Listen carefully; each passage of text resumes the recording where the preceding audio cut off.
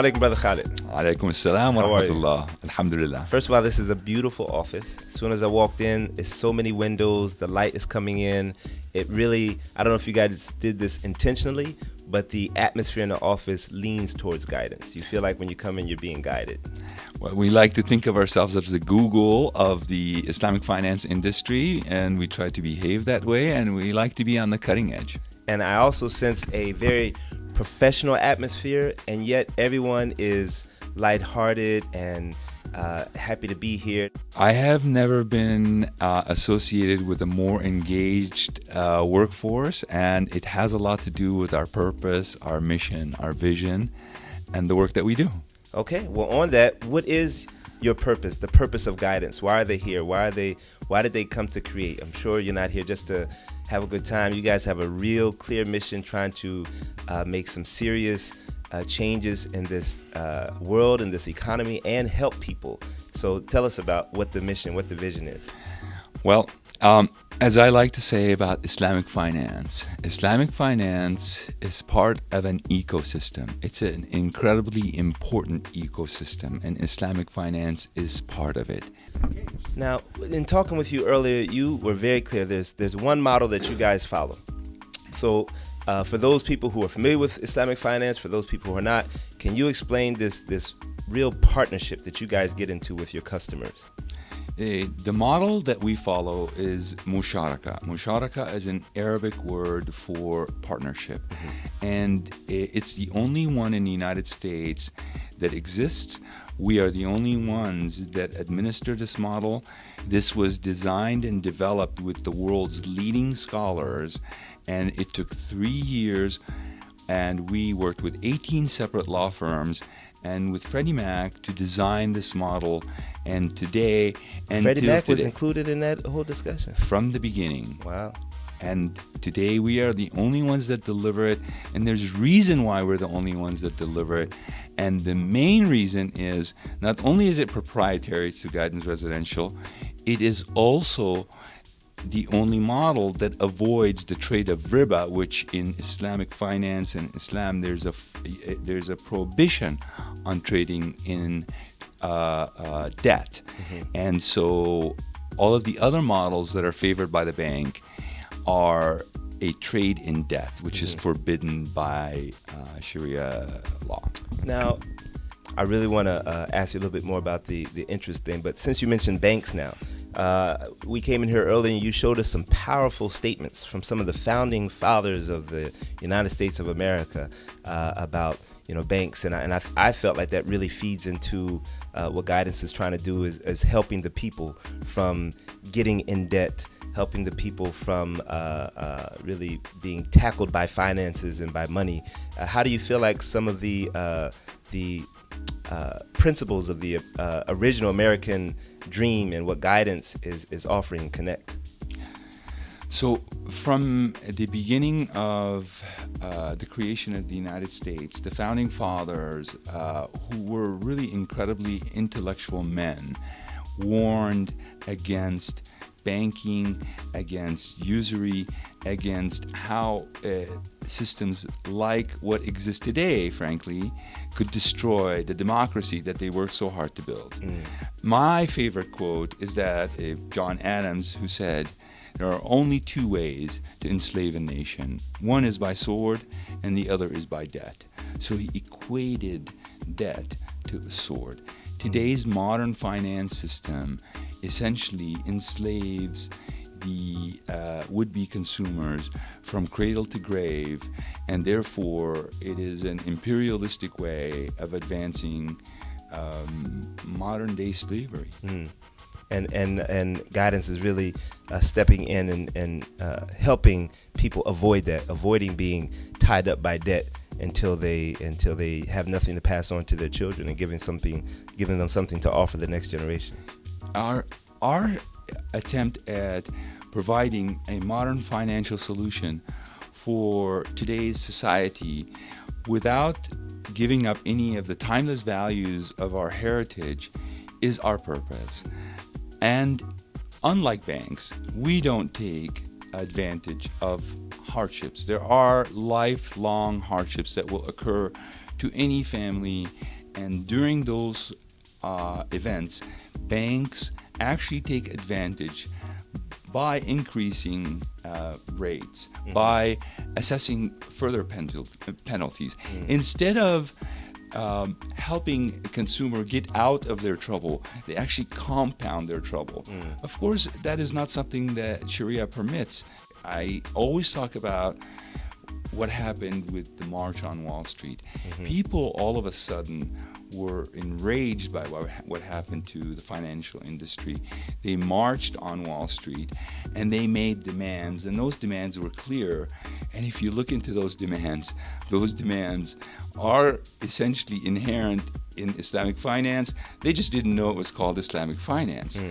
Now, I don't know how much of those demands they got, but there is still this mystery and shroud around what is being offered today in conventional finance versus the transparent product that we offer. And we welcome all faiths. It's not exclusive. It's like you're reading my mind. I had a next question and you just like tapped into it, because I was going to ask, this product caters to the Muslim community because they want to avoid interest or riba for religious reasons. But do you find that you have a market with people of other faiths who, for them, it's not forbidden to deal with riba, so maybe they find a better scenario at a traditional bank? But what is it about guidance that may tap into that market as well? Well, it is in fact forbidden by all other faiths. All monotheistic faiths have a prohibition on riba.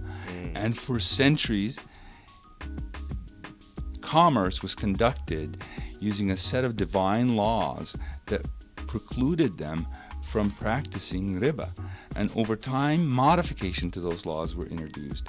Those modifications were accepted and became the normal.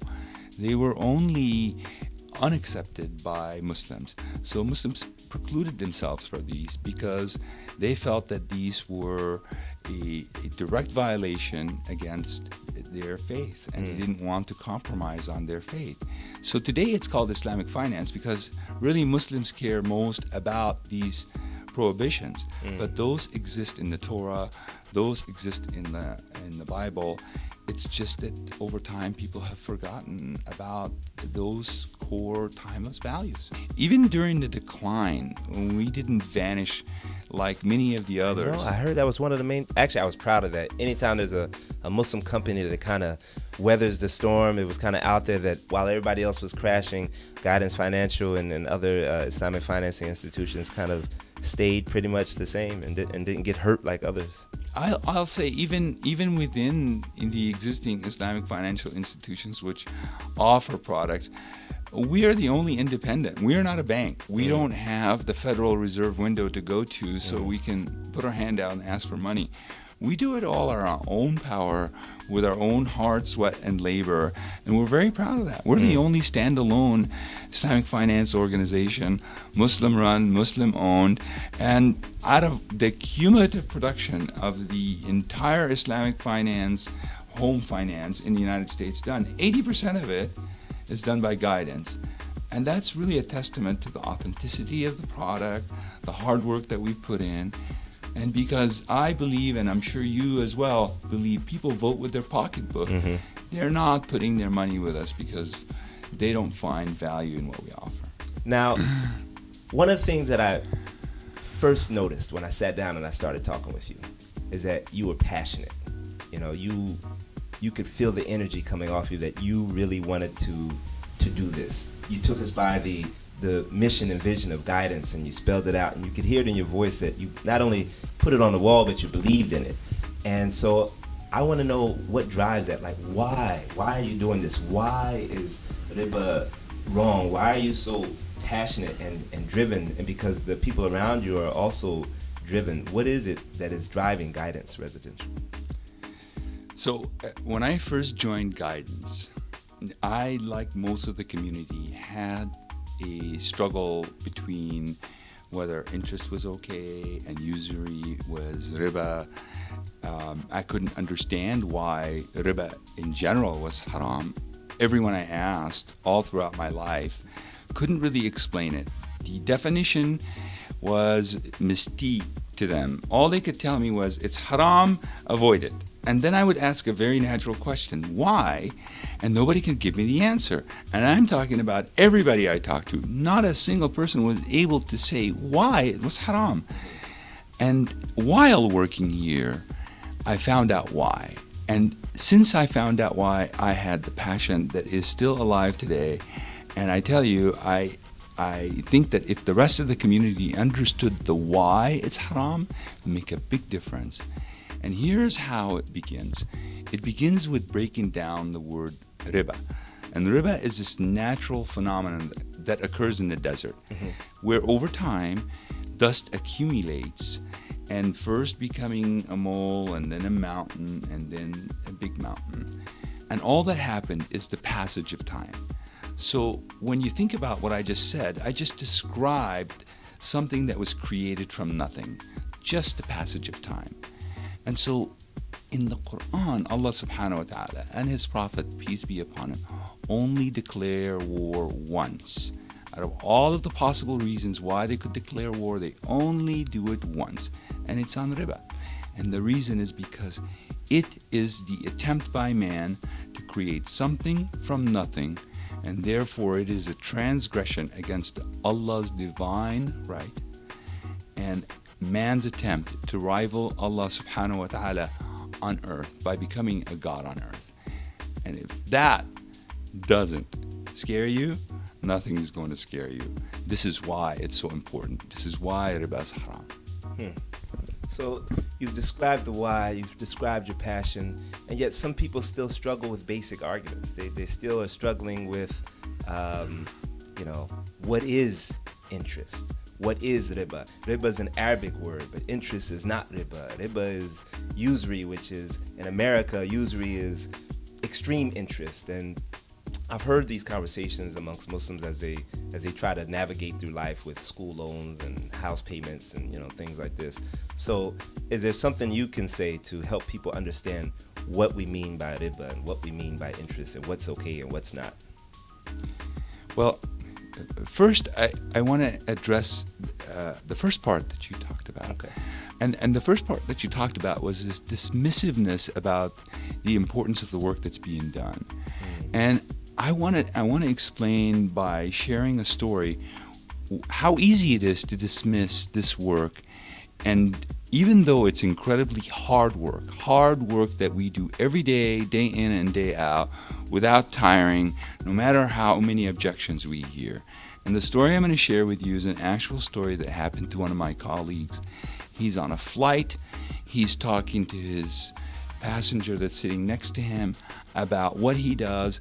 The gentleman happened to be an attorney, a real estate attorney, and so it should have been very natural for him to be very interested in the complexity of this discussion that he's having about real estate that's been going on for centuries in the United States, and this company that's changing the contracts and engaging in these legal endeavors using 18 different law firms. And after hearing all of this great passion from my colleague, his response was simply, "So, you all do that just to make yourselves feel good?" And the problem with that is the community sometimes has that same reaction. And they forget why, and they forget that a little bit of interest is actually riba, and they forget all of the reasons that we are trying to keep in the forefront as the vanguards of this initiative, the fairness and transparency and honesty in Islamic finance. And so, wow, that story really does show how the community can dismiss it like, oh, you're just another company trying to make profit, as opposed to a company here trying to help the community avoid riba. So how would you explain to someone what is riba, what is interest, what's okay, what's not okay? Okay, so that's another tough way to explain it, and I'm going to explain it slightly different than your question. And the reason is the community must realize and must think of Islamic finance as part of an ecosystem. Islamic finance on its own is one part of an ecosystem. Zakat is part of that ecosystem. I've heard figures that zakat alone, if done properly, could eliminate world hunger. Now, when you want to discuss a nuance within a contract that is a guidance contract, you literally simplify and reduce all of this hard work, this entire ecosystem, to some paragraph in a legal contract. Islamic finance has a purpose. Islamic finance has a reason for existence. Islamic finance is fairness. Islamic finance is something that builds communities. So if you want to reduce it to something other than what it is, it's a different way of dismissing all of the hard work and the reason why it matters. So, where can people find out more about guidance and what you have to offer and learn all about it? I know you have a strong social networking department and you have a nice website, so just tell our audience where they can learn more. Well, first they can start with our website. We also have a Facebook page, and we really have an incredible effort ongoing to try and expose and introduce our brand to more people in a way that makes the idea and the explanation and the reasons and the logic behind it much more simple. This is Joshua Salaam with Dean TV, here with Guidance Residential and Brother Khaled, the President and CEO of Guidance Residential.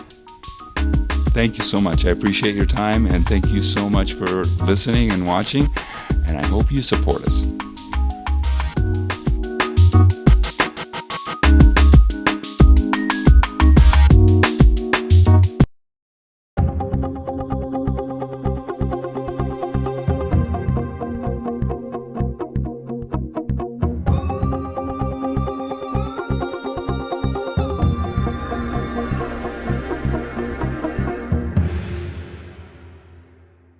Joshua Salaam with Dean TV, always on, always live. Here with Brother Khaled, the CEO, the President of Guidance Financial. Vote with your pockets and visit their website. And the website again? GuidanceResidential.com.